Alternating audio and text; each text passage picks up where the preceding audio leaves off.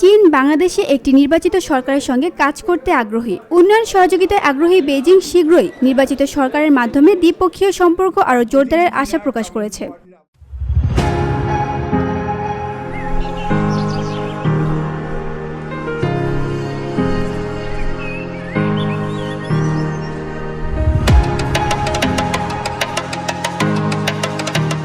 চীন সফর শেষে গুলশানে এক সংবাদ সম্মেলনে বিএনপি মহাসচিব মির্জা ফখরুল ইসলাম আলমগীর জানান, ৫ দিনের সফরে বিএনপির উচ্চ পর্যায়ের প্রতিনিধি দলের সঙ্গে চীনা কমিউনিস্ট পার্টি ও সরকারের শীর্ষ নেতাদের বৈঠক হয়। আলোচনা হয় ডিজিটাল প্রযুক্তি, সেমিকন্ডাক্টর, নবায়নযোগ্য জ্বালানি, আধুনিক কৃষি, স্বাস্থ্যসেবা ও ব্লু ইকোনমিতে সহযোগিতা নিয়ে।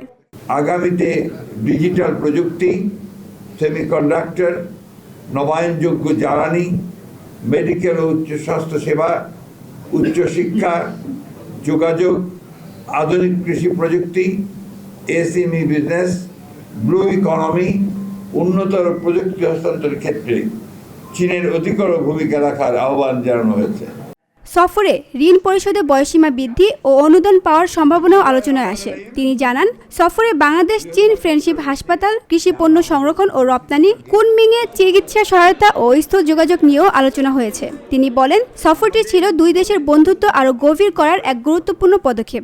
বাংলাদেশ চীন ফ্রেন্ডশিপ হাসপাতাল নির্মাণ, দেশের উত্তরাঞ্চলে উৎপাদিত কৃষি পণ্য সংরক্ষণ, রপ্তানির সুযোগ বৃদ্ধির বাস্তব পদক্ষেপ, কুনমিংয়ে 4টি বিশেষায়িত হাসপাতালে বাংলাদেশি রোগীদের চিকিৎসা সহজতর করা, চীন বাংলাদেশের মাঝে স্থলপথে আন্তর্জাতিক যোগাযোগ স্থাপনের উদ্যোগ, এগুলো আমাদের আলোচ্য সূচি ছিল, যা ইতিবাচকভাবে সম্পন্ন হয়েছে।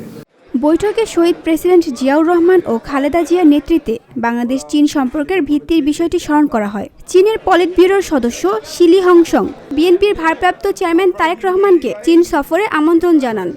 এই বৈঠকে পলিসি ব্যুরোর সদস্য শিলি লং হং সিং আমাদের ভারপ্রাপ্ত চেয়ারম্যান জনাব তারেক রহমানকে চীন সফরের আমন্ত্রণ জানিয়েছেন এবং দ্রুতই একটি নির্বাচিত সরকারের সাথে নতুনভাবে কার্যক্রম শুরুর ব্যাপারে চীনের পক্ষ থেকে আশাবাদ ব্যক্ত করেছেন। রোহিঙ্গা প্রত্যাবাসনেও গুরুত্ব আরোপ দেওয়া হয়। চীন জানায়, তারা মিয়ানমারের সঙ্গে আলোচনা রয়েছে।